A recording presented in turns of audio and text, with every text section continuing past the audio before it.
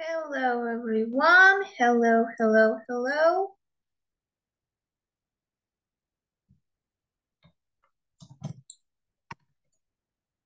How are you doing? How's the weather?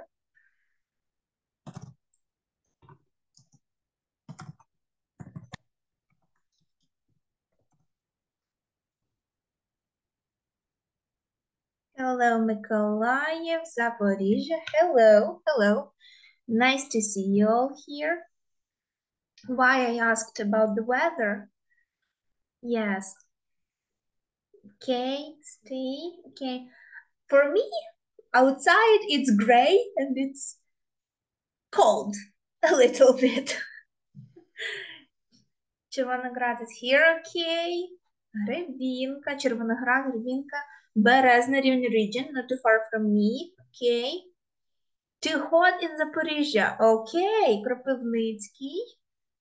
Cloudy and cold in Kharkiv, okay. So, Людмила says the weather is fine, okay. Kherson, nice to see you all.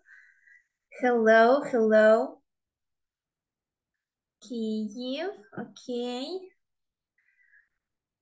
Poltava region, Kharkiv region. Hello, everyone. Hello. Dnipro, hello. So I decided to start 5 minutes early so everyone can join before we actually start the webinar. Dnipro, Odessa, hello. So did any of you attend our conference in March? If you did, can you share your thoughts, feelings, what you liked, what you didn't like, maybe for some reason? Okay, Smila, Lviv region. Hello. Hello, hello, everyone. Svetlovodsk. Hello. Okay. So can you still see my screen without any problems? Кривий Ріг, Kirovograd region. Hello, hello. Nice to see you all.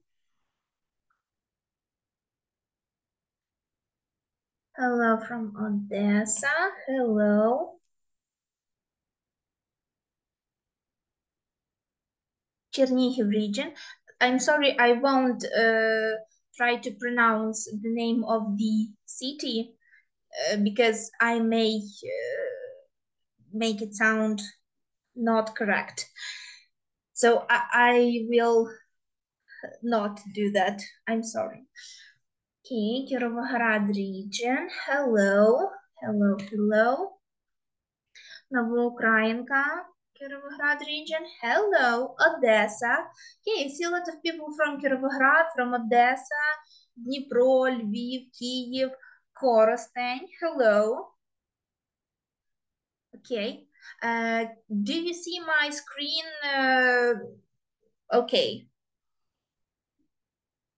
Тернопіль, Івано-Франківськ. Hello. Yes. Okay. Thank you. Thank you. So, before we begin, okay, yes, thank you. Before we begin, if during my webinar, during the presentation, during my explanations, you have any questions, you can leave them in the Q&A box.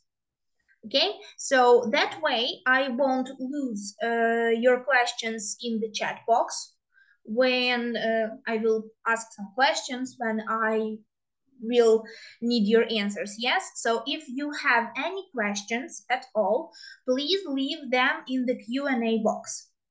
Okay, so that way I can answer all of your questions. Okay. Hello, hello everyone. Умань, Тернопіль, Кременець. Hello. Hello, hello. Kharkiv. Okay. We have people all over Ukraine. Okay. Kyiv. Nice to see you all here. Awesome. So, I think we can start Yeah. Мирноград, Львів, Київ. Very good.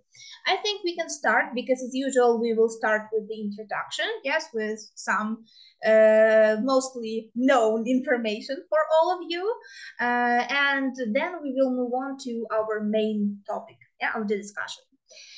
So today we will talk about using formative assessment strategies in our English classroom, yeah, or in the general classroom. How can we use it to our advantage, yeah? Okay, so as usual, yeah, about me, a little bit about me. I have about 10 years of working with English.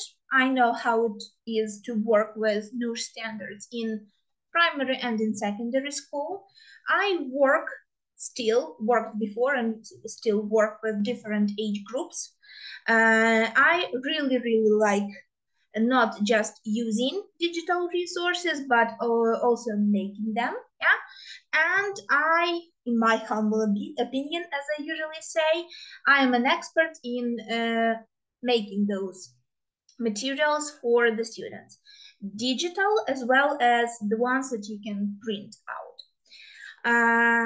I'm an ELT consultant for Lingvist Publishing House. So if you have any questions regarding any of our niche courses for the primary or for the secondary school, and if you maybe have any questions about our courses for the high school, you can contact me using my mobile phone.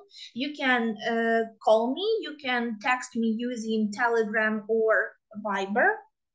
And maybe if any of you work with pilots, yeah, pilot classes, if you work in pilot schools and you actually use our products, yeah, you use our materials for the secondary schools. If you have any feedback, if you maybe are not receiving any of our materials, I will be very thankful if you reach out and let me know about any of the problems that you may have, and I will try my best to help you resolve them. Of course, you can write me on my email, and please make sure that you follow our Facebook page. That way you know all of the latest information. So, also, the most commonly asked question, yeah, when and how can I get my certificate? So, you probably know, for those who usually come to our webinars, that 2 days after the webinar happens, we sent letters, yes, to all of you who attended the webinar. So you will receive a letter on 18th of April 18th, with the link to the Google Drive, where you will be able to download your certificates. Please make sure in which language you wrote your name and surname into the registration form for the webinar. That way it will be easier to search for your certificates. Also, use the folder which is called для швидкого пошуку, and use the Excel document that is in it, because it has a list of all of the participants, and close to the name of the participants you will see the link to the certificate, which you can easily download from there. So just a second. Hello, Poltava. I will check the chat box for the last time. Okay. Oh, by the way, if maybe for some reason you made a mistake when you were putting your name and surname into the registration form, please reach out to me on my email or in the or Viber, Telegram, whichever way would be useful for you. I will go back just a little bit, yeah, so you can maybe take a screenshot, or you can open the Lingvist publishing house website, and you can find my contacts, sorry, there, and you can reach me there if you need me to correct the name or the surname. Okay, so let's start, yes, with the actual parts of the webinar.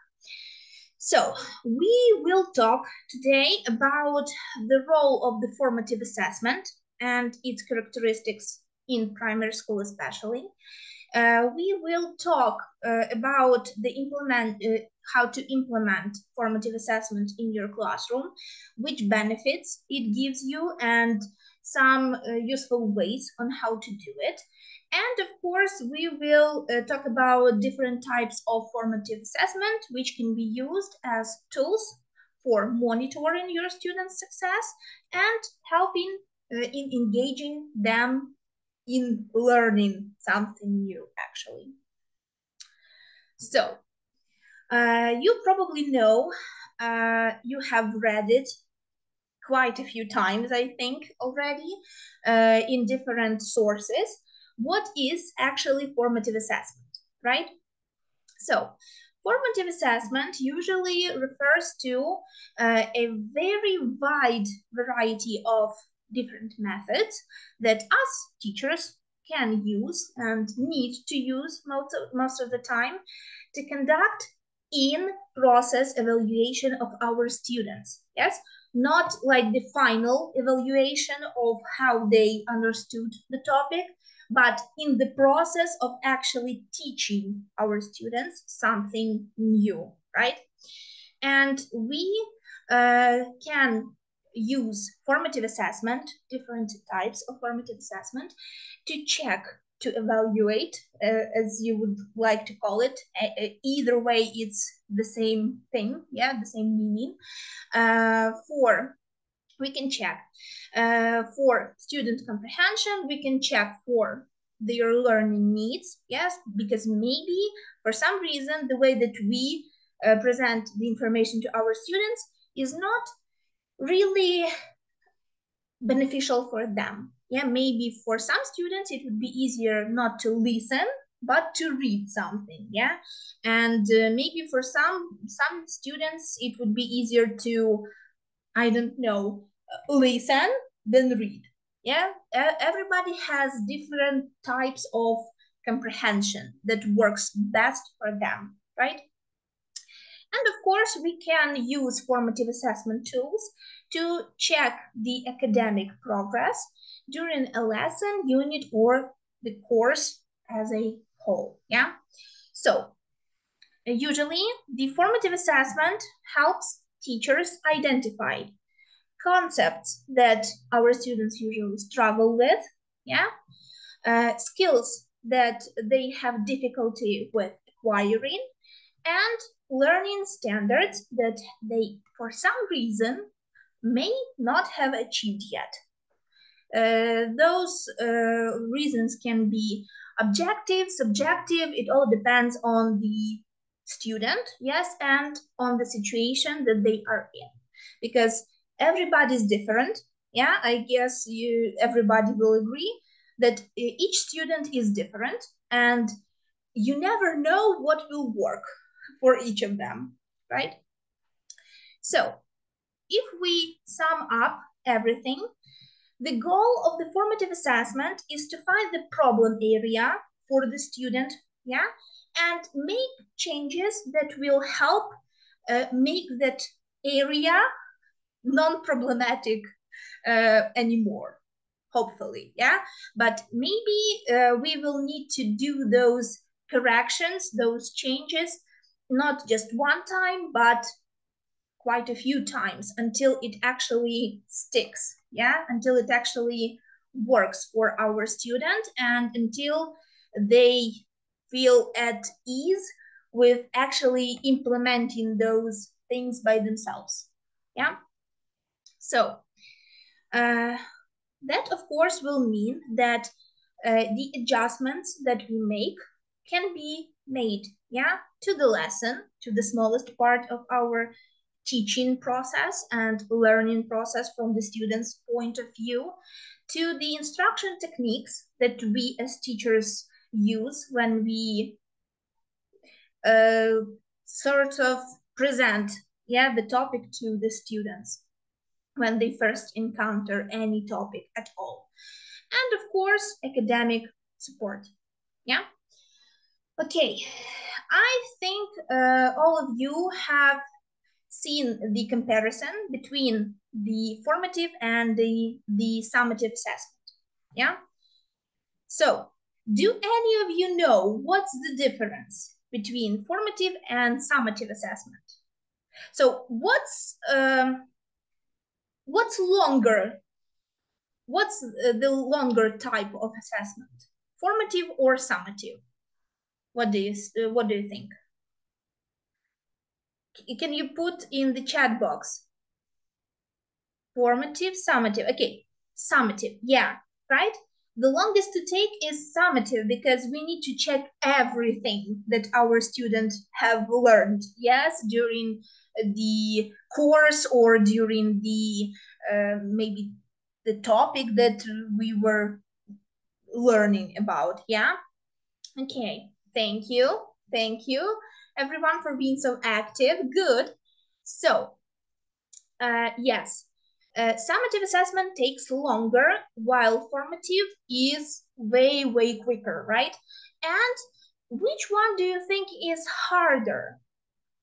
Is formative assessment harder or summative assessment is harder? In your own opinion, I'm not saying that I know the right answer, but which one is harder to implement, formative or summative? Formative. Okay, formative. Formative. Oh, the formative. Why? Can you just type in the chat box, why do you think formative assessment is so hard? Can you just tell me what in your opinion makes formative assessment hard? Is it the quickness of it? Is it the constant need of it? What makes it hard to work with it in the classroom? Again, in your own opinion. Don't know how to do it properly? Yeah, all learners are different. Yeah, okay. Takes time and effort. Effective techniques need to be used. Okay, lack of time. Good. Lack of time. Well, I will give you a little spoiler. I think we can use all of the resources that we already have and implement some of the formative assessment techniques, types of formative assessment, by using all of the materials that we already have. If you don't believe me, I will show you. I will show you a little bit later on. Okay, so first of all, I will show you two graphics, infographics, I guess you can say. And so tell me, we have the first one, yeah, we have help students to learn and practice. And when, throughout the course, why, identify the gaps and improve learning, how, why approaches that support specific students' needs. Which one do you think this is? Which type of assessment is this? Is it formative or is it summative?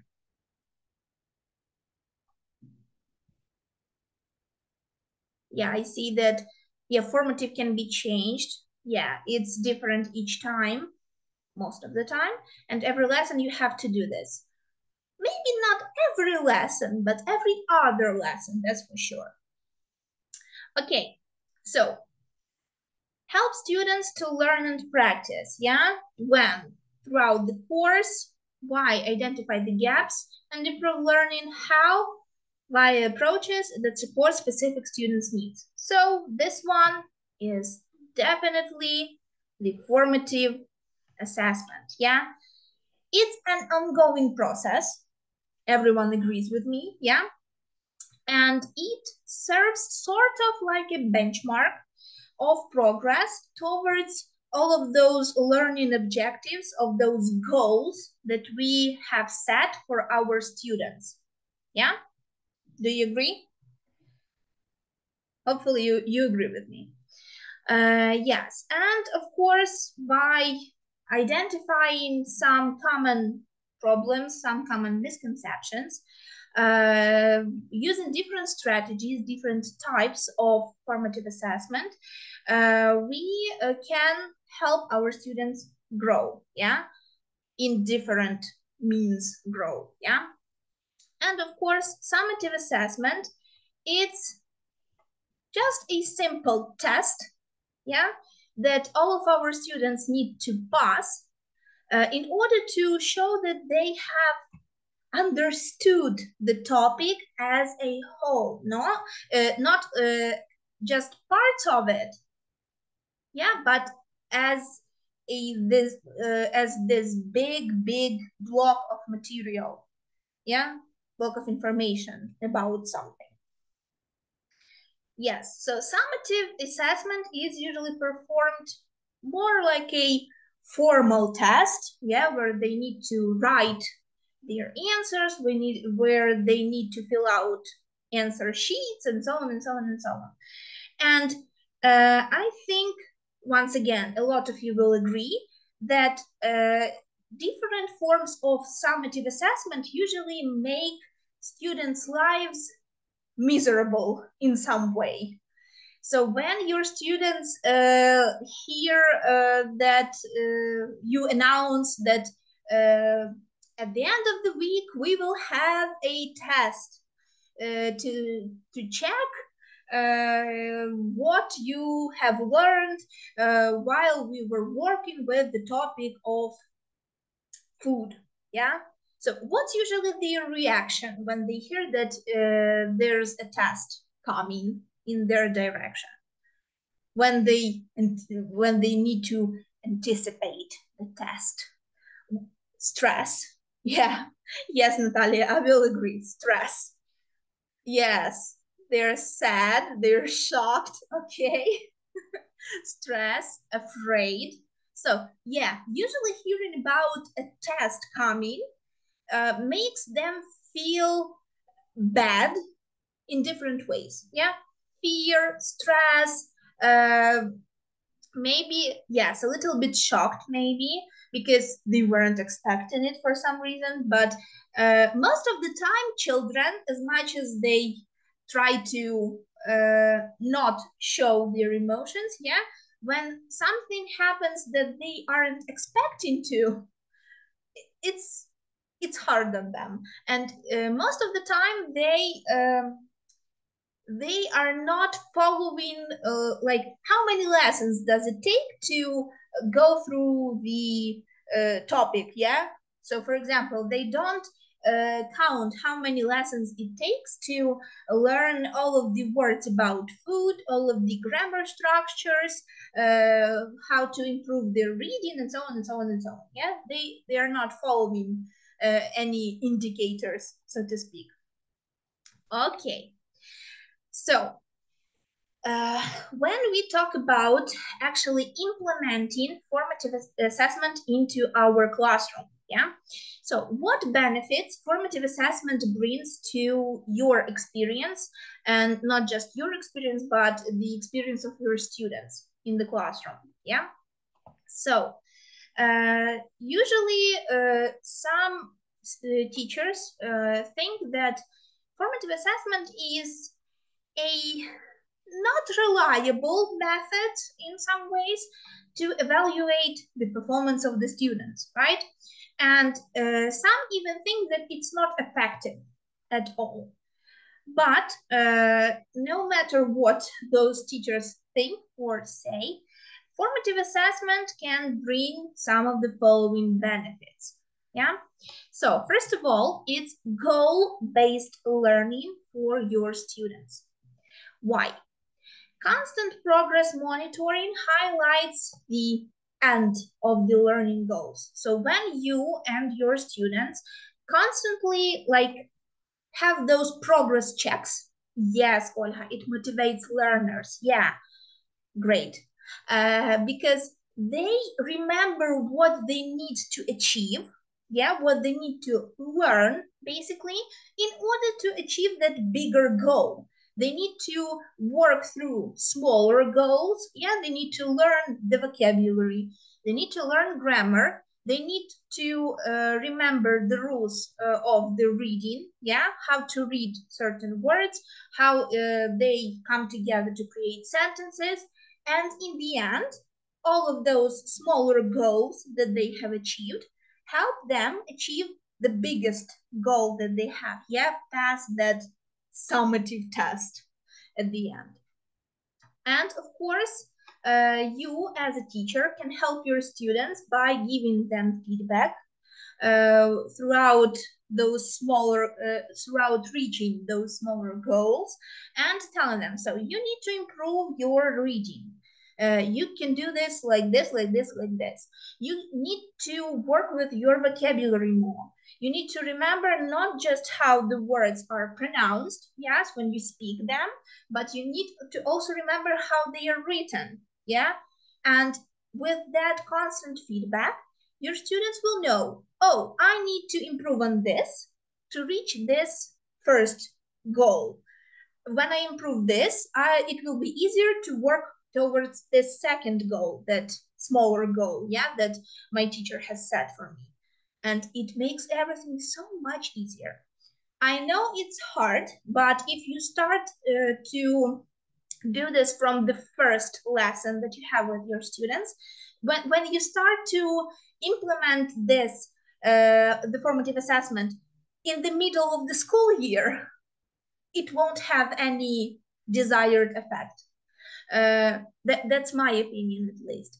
And if you don't tell your students what you expect of them, then it makes things that much harder, yeah, to reach. Okay. The second benefit is student-centered learning. How does this happen, yeah?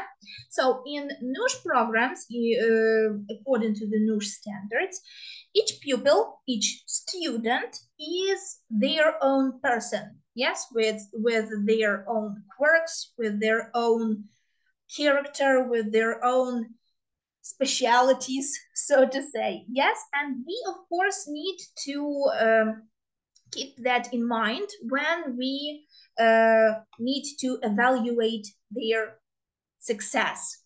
Yes, I think we will all agree.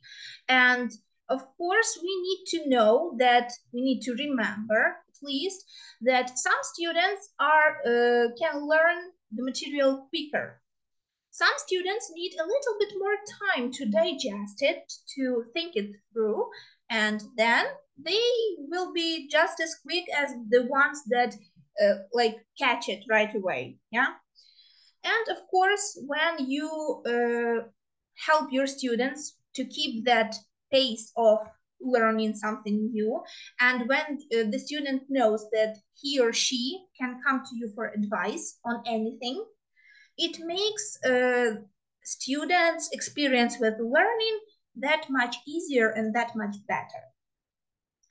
Okay, next we have number 3, yeah, benefit number 3. It's a formative assessment improves educational levels. Yeah, how does it help? Because of the formative assessment, we know what our students can do academically, right? So we know what they are capable of. And when we gather that information about the difficulties they have, of the problems that they have, we can give them feedback with different methods, by speaking to them, by showing them on practical things, yeah, by I don't know, writing sentences together with them, creating the sentences, or revising reading rules, yeah, while we are working on improving those smaller things. We can bridge the gap between the students' learning goals and the knowledge that they already have, and the knowledge that they are striving to have, yeah? And of course, we can use different methods, different types of activities to actually help our students. Okay, number 4. Formative assessment can help with elevating students' motivation. I think this one is probably the most common one, but also the section, the topic that has the most problems, yeah? Because when we already talked about this, that when student has those smaller goals, yes, and he or she knows what to work for, they will be more engaged into the things that you do in the classroom, right? So they will know that they need to do this. Yeah, Natalia is 100% true. Motivation is the main reason for success. Yeah, because again, that's my go-to phrase, but everyone will agree. When a student doesn't want to do something, expecting a result from them is useless. And that's why parents usually say, oh, you have no idea how to gather, how to attract the interest of my child, and that's why he or she is not doing anything. Trust me, if your child has no interest in my lesson, that probably means he or she has no interest in any lesson whatsoever. Because most of the time, children, if they don't find things interesting, just the simplest things, not like English is the language of international communication, but the child in the first or the second grade, what international communication are we talking about, right? But when we use different techniques, different methods, different types of activities, yeah, sure, we can interest the student. But if that interest isn't fueled at home, that's my opinion. You can agree with it or you can disagree. If the child has no additional source aside from the teacher from being interested in something, especially if they show interest in it, then what's the point? Yeah. And yeah, the teachers at school, so I saw a comment on Facebook somewhere. I'm like deviating from the main topic, but I will be quick, promise. So one of the commentators said that, well, the tutors, repetitori, they can they can give instructions better, but the answer under that comment was like right 101,000%. The tutor has just one student to cater to during their lesson, yeah? But the teacher in school has 12, 15, maybe sometimes 20 students in one classroom, and he or she needs to cater to all of those children. Because when you stop to work with just one child, all of the others are left to their own devices, and even with the biggest motivation, that motivation will drop to zero very, very soon. Yeah, when they see that the teacher is not giving them any attention whatsoever. Okay, so yeah, students' motivation can be elevated with formative assessment when your student sees regular updates, regular results from those diagnostic works, yes, as we usually call them in school right now, because your student sees that he or she can do very good but you can also say that you can do even better than that. And they will want to actually do better than they did when they see, of course, the result of it, and when they see that you actually are interested in seeing them succeed, right? Okay. Next, we have personalized learning. So why it's a benefit of a formative assessment? Even when we talk about using formative assessment in classrooms, in big classrooms. Of course, formative assessment will allow you as a teacher to practice personalized learning in the classroom. Because when you see somebody's work, when you give them feedback, it shows that you will be establishing one-on-one relationship with your student, and you understand their strengths, their weaknesses, strengths, weaknesses, and you can help them overcome those weaknesses and turn them into strength, and of course, it helps you as a teacher to utilize the strengths and use those strengths not just to your own advantage, but to your students' advantage. By participating in different contests, by, I don't know, participating in some online contests. There are so many different ways in which you can show your students that their knowledge is appreciated, and it definitely brings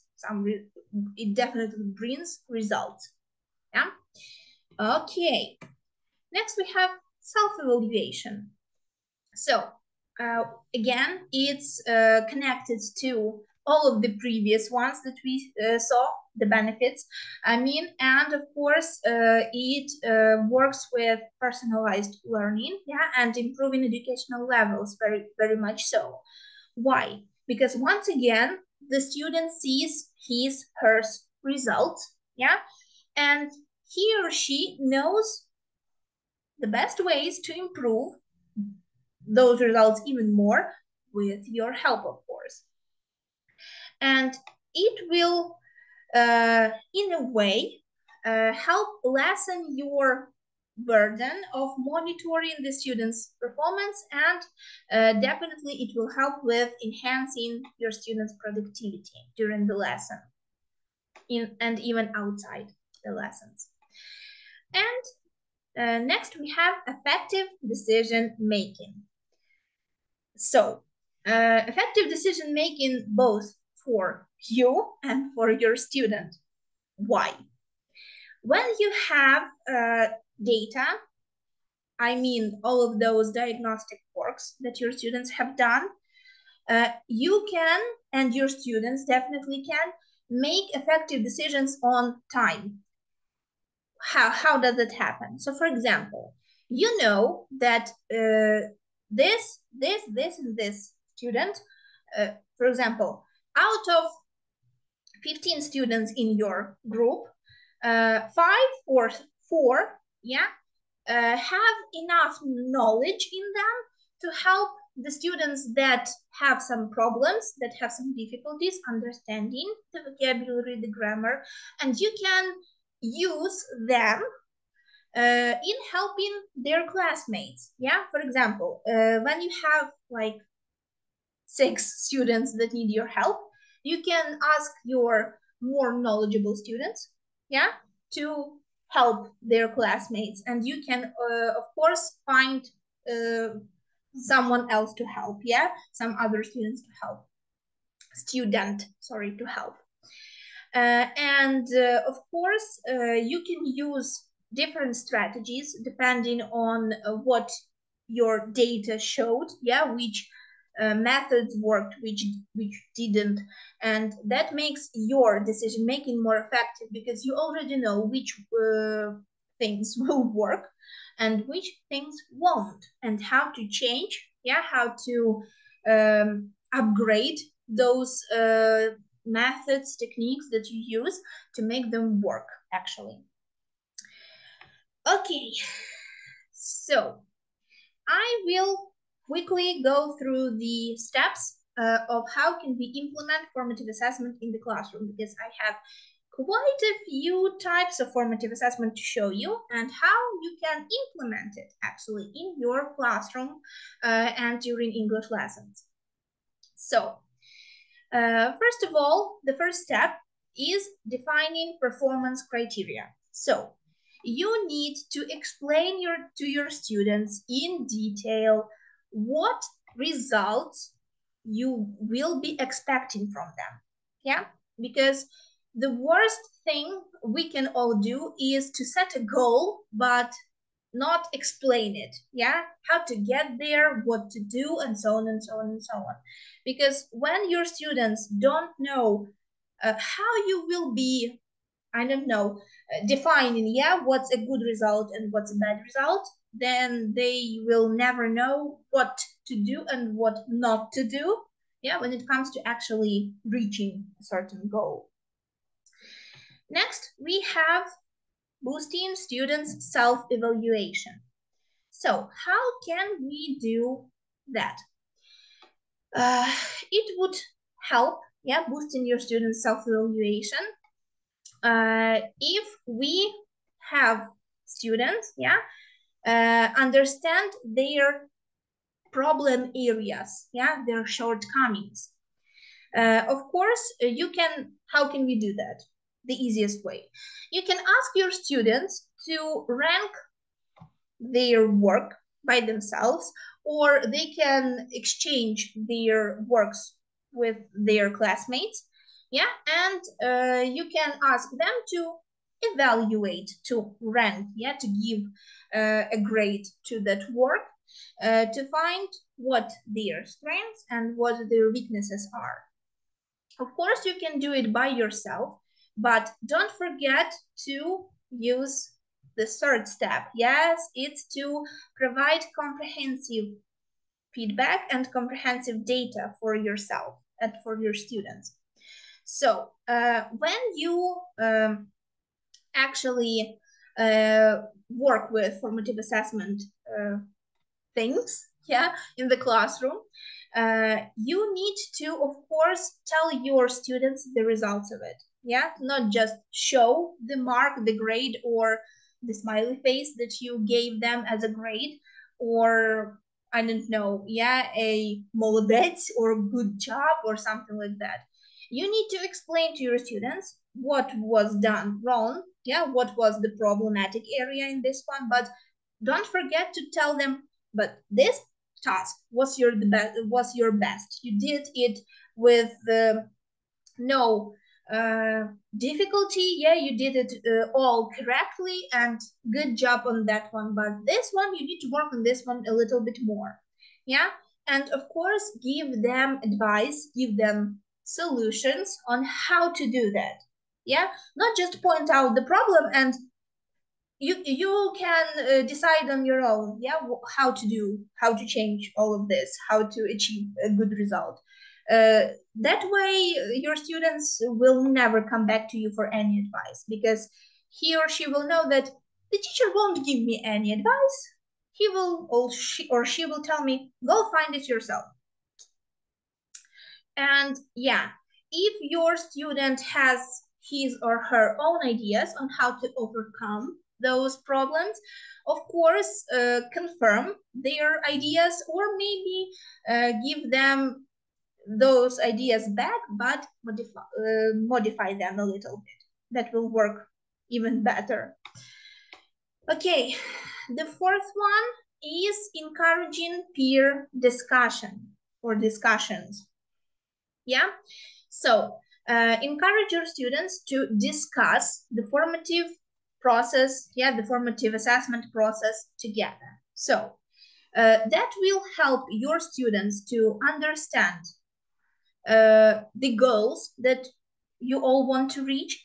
And of course, you as a teacher will understand what are students' concerns about the topics that they are working with, or the goals, yeah, that have been set, and how you can respond to those problems, how you can help them. And of course, later on, as a result of those discussions, you can either define new learning goals or maybe modify the learning goals that you already have set for your students. And the last one is collect constant data. Yeah, so you can do that by actually keeping a portfolio, yeah, of your students' works. That way, you can always come back to their works, to the ones that you have already done. And of course, you can give them feedback, and you can send those works home for the parents to see, yeah? And of course, that way parents can be aware of what is happening, yeah, how their child is doing in school. Okay, so I think now we will actually discuss the types of formative assessment that you can use to make your life a little bit easier, a little bit better. Yeah, okay. So the first one is whose turn it is to answer. Is it to answer? So I think you have seen these ideas on the internet already, but first of all, you can buy some popsicle sticks and give them to students. I'm just showing these as examples. You can give them to your students, and you can ask them to customize their popsicle sticks. And when you have no idea, yeah, who to ask to show their work, or who to ask to come out to the blackboard or to the whiteboard and do the exercise, it will be completely random, yeah? So, and they, of course, need to remember which popsicle stick is theirs. If they can't write their own name, you can, of course, do it for them. You can ask them to just color the popsicle stick, to draw some stars, flowers, birds, or something like that, yeah? Or hearts, or clouds, or suns, or whatever, yeah? And you can write their names on the popsicle sticks. But if your lessons are a little bit more modern, or if you work with distance learning, you can use our great friend, which is called word wall. So once again, it's roulette wheels, the random wheel. I haven't found the one with the names and the surnames on it, but you can use this one. You can use this digital resource to once again choose at random who will be the one answering. Yeah, and that way, no one's feelings are getting hurt. And it's totally I forgot which word I wanted to use. It's totally random, yeah, and there's nothing you can do or change about it. The program chose, yeah, and even if with the popsicle sticks, yeah, or for this one, you can ask your students to come out and pick the popsicle stick for whoever will be answering, or you can ask your students to press the key on the keyboard or the mouse pad, yeah, and it would be completely random. You will have no part in choosing who will be answering. Okay, so jumping or dancing, letter, number, word recognition. So what's this? Letter or number tic tac toe, I will show just a little bit later. So for example, when you learned numbers or letters, your students can have some sheets of paper with the alphabet or with the numbers or with the colors or with whatever vocabulary you're learning, have them printed out, and you can use, I don't know, maybe some figurines that your students have, or you can make some paper frogs, as you can see here, or you can make any figures or just use Lego bricks if you have them in your classroom. And for example, you say the word, you say the color, or you say the number, or you say the letter, or you even say the sound that the letter makes, yeah? And they need to hop onto the letter that makes that sound, or they need to hop on the word that represents the color, or they need to hop onto the number that you said. So it's you can twist and turn this idea however you want.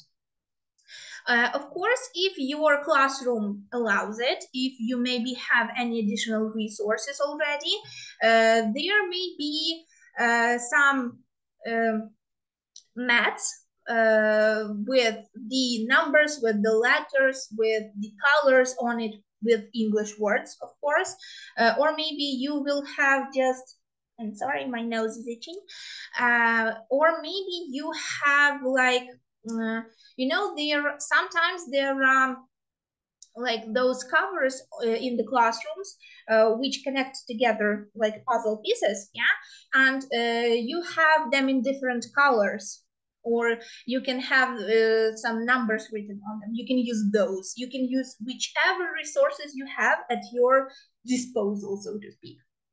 When we talk about letter or number tic-tac-toe, how does that work? Yeah.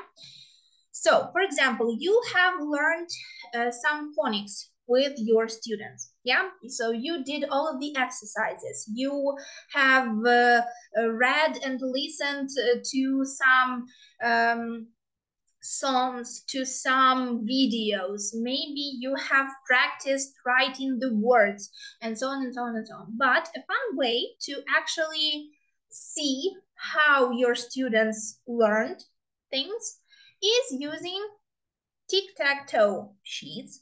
And of course, I'm just showing you some parts of it, but it's one big piece of paper. And there are different pictures on it, yeah? So we have the tic-tac-toe grid, and we have different words and, of course, pictures that represent those words. And again, you can use Lego bricks. You can use some figurines that your students have. You can use, I don't know, colored pencils, whatever you have on hand, basically. And the first one who gets 3 in line, horizontal, vertical, diagonal, whichever it is, wins. Yeah? And again, you say the word, or you say, I don't know, the number, the letter. Again, you can twist and turn this idea however you want.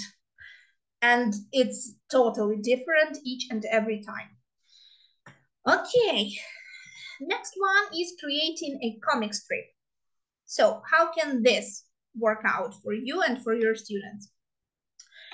You can, thank you for the compliments.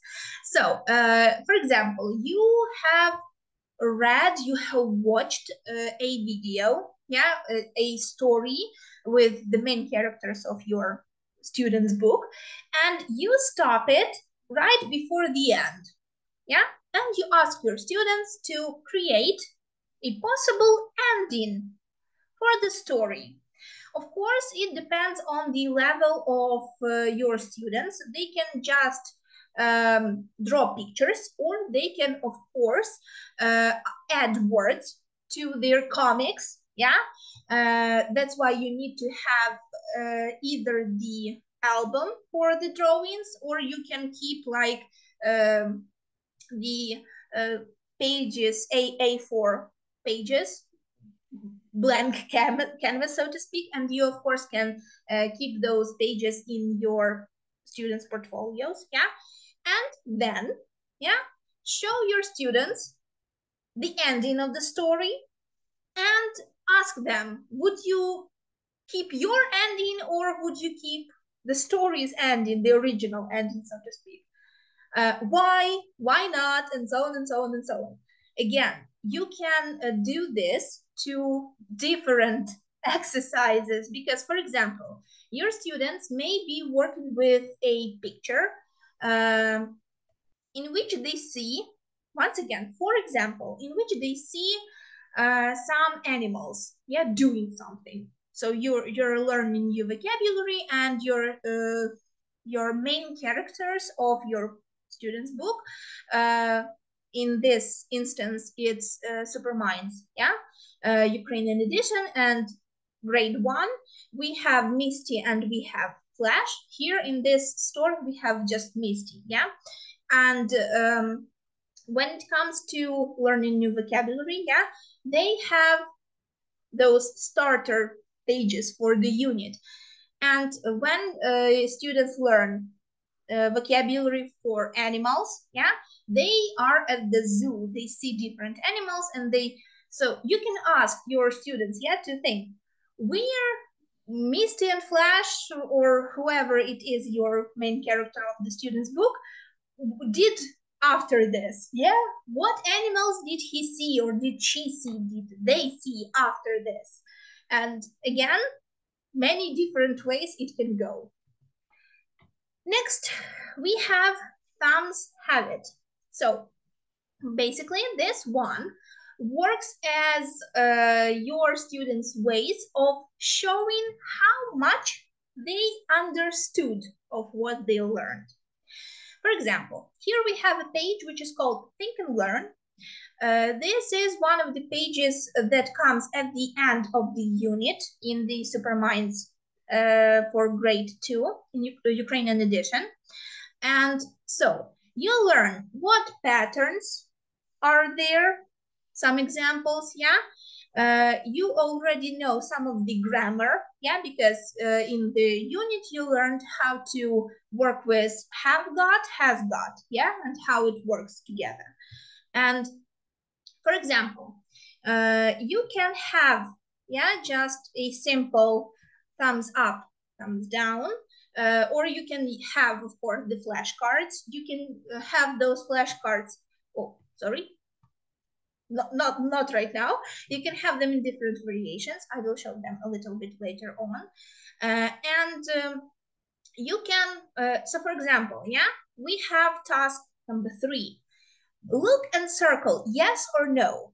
Instead of circling yes or no, you can ask your students to show thumbs up or thumbs down, yeah?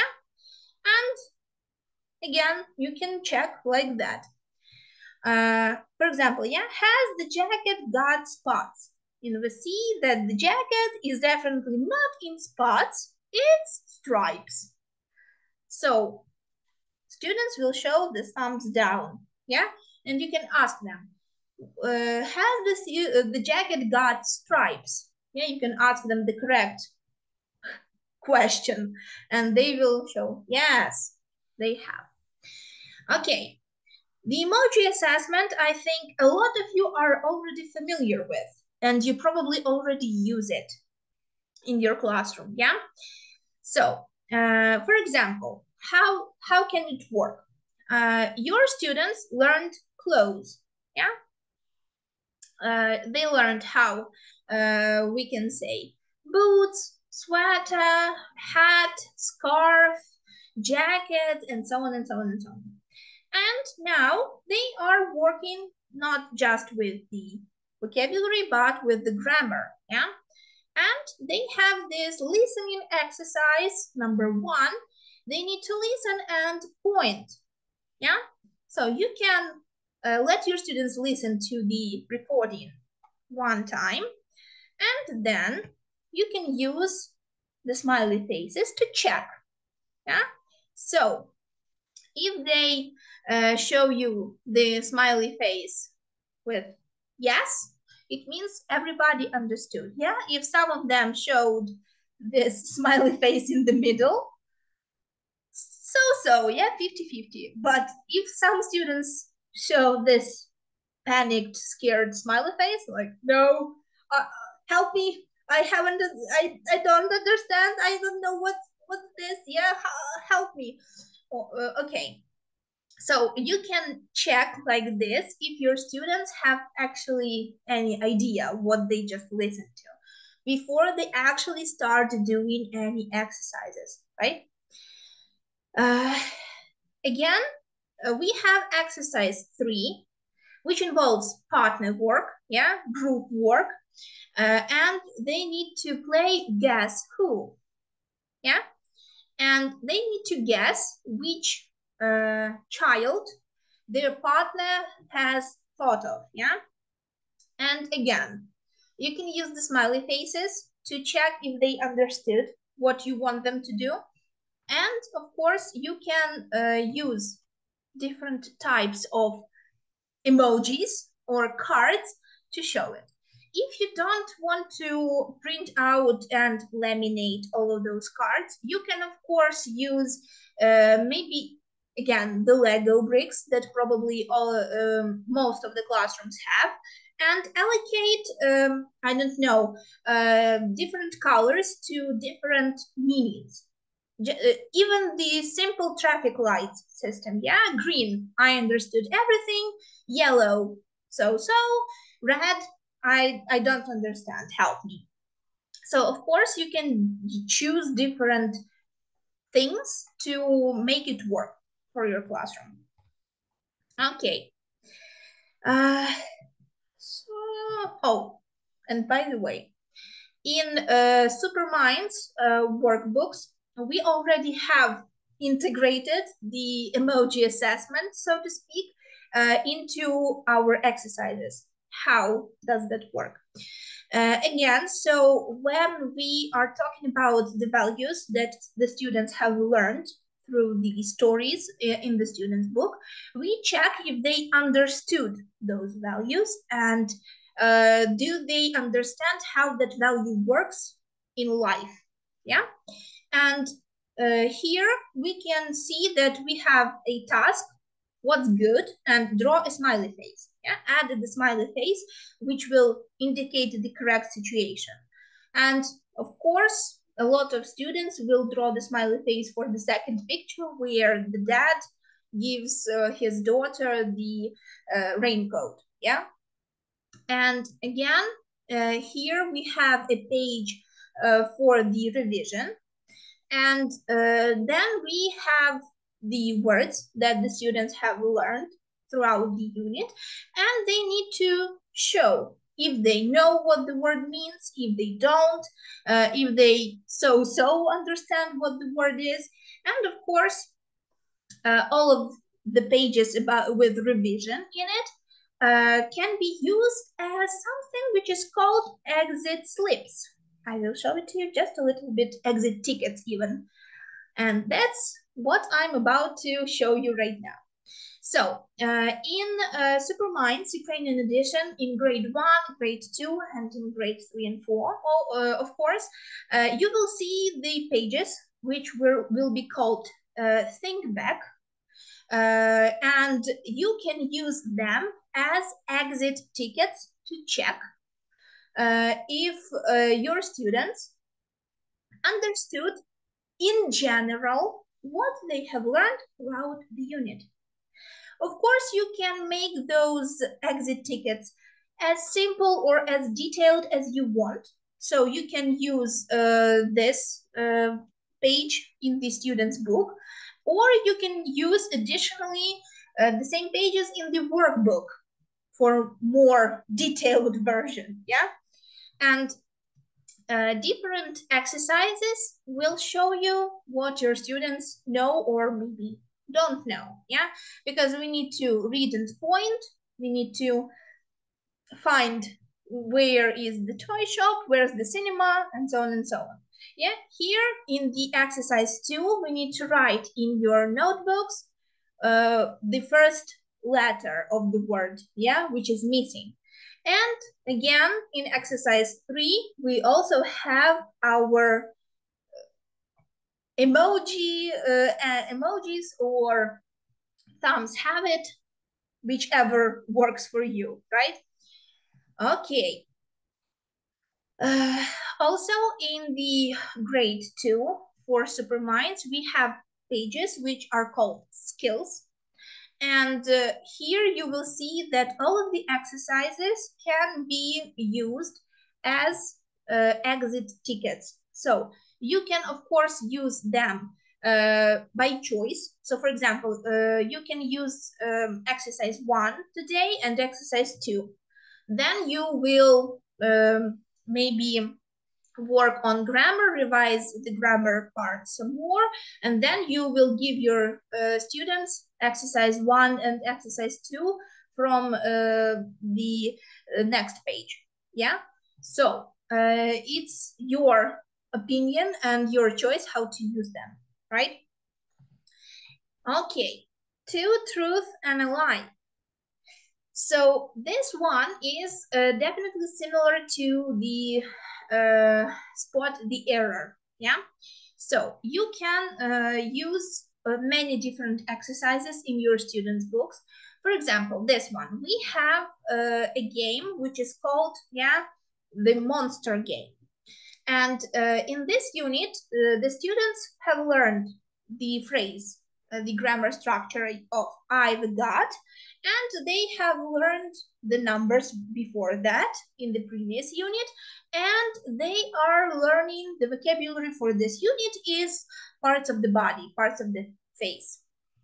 And they need to, to choose a monster, and they can say that when they play the role of the monster, I've got, for example, 4 arms. I've got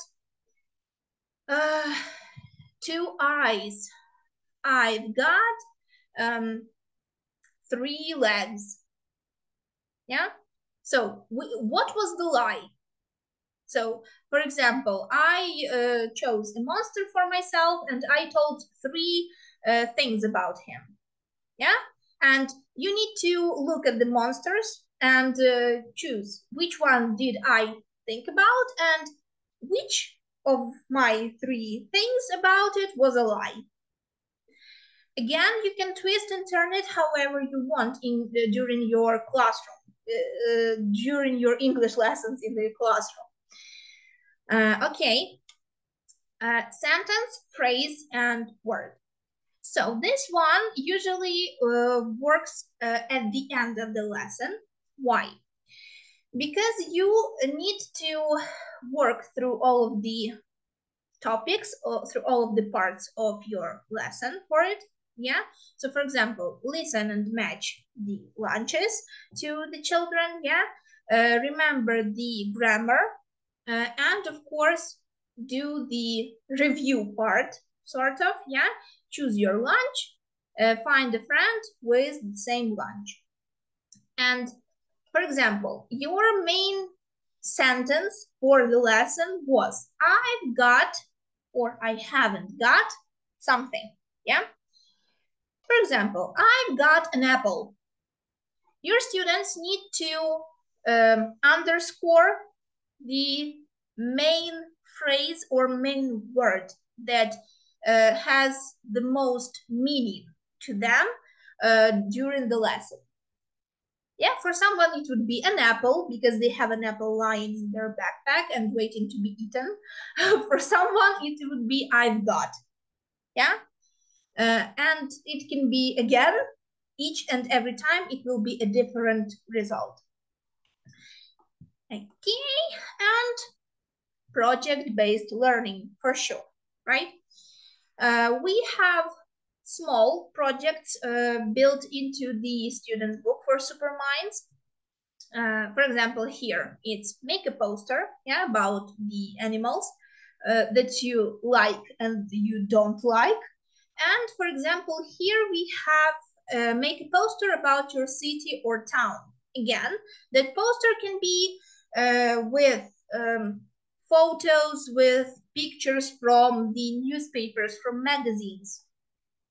you choose, yeah? And of course, your students need to write 2-3 sentences max to describe what the poster says, yeah? And of course, we already know that project-based learning helps students get their hands-on experience in creating something new, something interesting, yeah? And of course, let's not forget about digital tools that we have at our disposal, such as word wall games that our interactive platform, I guess we can call it that, on Lingvist publishing website provides.